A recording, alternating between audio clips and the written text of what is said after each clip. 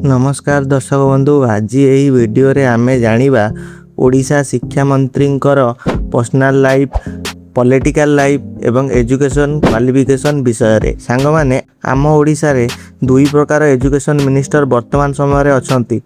गोटे होउची स्कूल एवं मास एजुकेशन जार दायित्व नहीं श्री नित्यानंद गोंद। द्वितीय रे होउची हायर एजुकेशन डिपार्टमेंट जार दायित्व नहीं श्री सूर्यवंशी सूरज। पूर्व वीडियो रे आपण माने सूर्यवंशी सूरज कर विषय रे जानिथिले। आज आमे नित्यानंद गोंद कर विषय रे देखिबा। नित्यानंद गोंद कर जन्म 1978 मसीहा जून मास 1 तारिख रे होइथिला। तांकर जन्मस्थान नबरंगपुर अटे। तांको बापांको नाम सामरू गोंद थिला। से पेशारे कृषक थिले। तांकर स्त्री को नाम चैती गंड थिला। से पेशारे गवर्नमेंट स्कूल टीचर अटंती। नित्यानंदंकर दुईटी संतान मध्य अछि, गोटे पुओ एवं गोटे झियो। नित्यानंद 2000 मसीह रे इतिहास रे बरहमपुर यूनिवर्सिटी रु एमए करिसंती।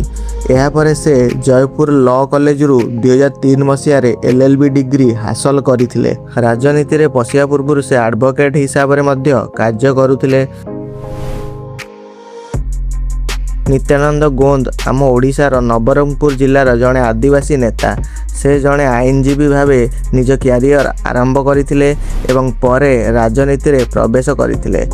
से आरंभरू भारतीय जनता पार्टी सह जड़ित रहिचंती एवं नबरंगपुर अंचलर दलर जड़े प्रमुख आदिवासी मुह भावे परिचित। 2019 मसीह से प्रथम थर पर उमरकोट विधानसभा आसनरू विधायक भावे निर्वाचित होइतिले।